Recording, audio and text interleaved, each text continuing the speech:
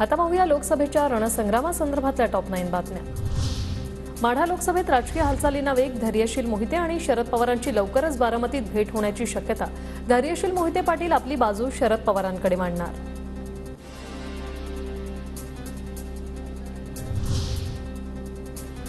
चंद्रपूर लोकसभेच्या उमेदवारीवरून काँग्रेसमध्ये पेच कायम। मुलगी शिवानीसाठी विजय वडेट्टीवार दिल्लीत तळ ठोकून, तर आमदार प्रतिभा धानोरकरांनी घेतली शरद पवारांची भेट।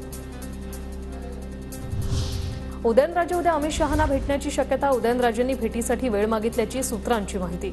उदयनराजेंना अजित पवार गटाकडून निवडणूक लढवण्याचा भाजपचा सल्ला असल्याची सूत्रांची माहिती।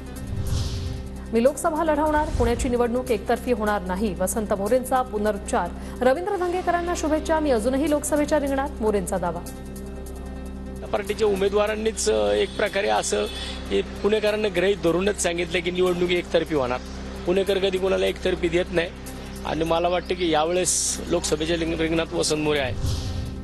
जळगाव लोकसभा मतदारसंघात शिवसेना ठाकरे गटाचा उमेदवार कोण हे गुलदस्त्यातच। ललिता पाटील यांचं नाव आघाडीवर, डॉक्टर हर्षल माने, कुलभूषण पाटील यांच्या नावाचीही चर्चा।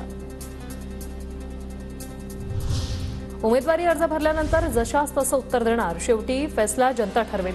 काँग्रेसकडून नांदेडसाठी उमेदवारी जवळपास निश्चित झालेल्या वसंतराव चव्हाणांचं अशोक चव्हाणांना उत्तर। काँग्रेसकडून कोणतंही नाव येऊ द्या, भाजप 100% जिंकणार, अशोक चव्हाणांचं होतं वक्तव्य।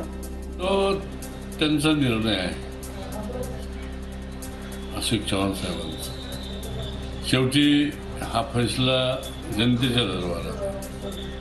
हा फैसला जनता ठरविणार आहे, पुन्हा एकट्याच्या दुकट्याच्या मनावर नाही। मला निवडून आणण्यासाठी अजित पवारांनी मदत केली हे योग्यच। मी मूळ पक्षात, अजित पवारांनी मात्र भूमिका बदलली। खासदार अमोल कोल्हेंचा अजित पवारांना टोला। की मी राष्ट्रवादी काँग्रेस पक्षाचा उमेदवार होतो, ते माझे नेते होते। भूमिका मी जिथून सुरुवात केली तिथेच आहे, भूमिका त्यांनी बदलली, त्यामुळे त्यावर मी काय भाष्य करणार। बारामतीत उद्या पवार गटाकडून व्यापारी मेळाव्यांचं आयोजन। स्वाभिमानी आणि बारामती या 2 व्यापारी महासंघाच्या वतीने मेळावे होणार। दोन्ही व्यापारी मेळाव्यांना शरद पवार हजर राहणार।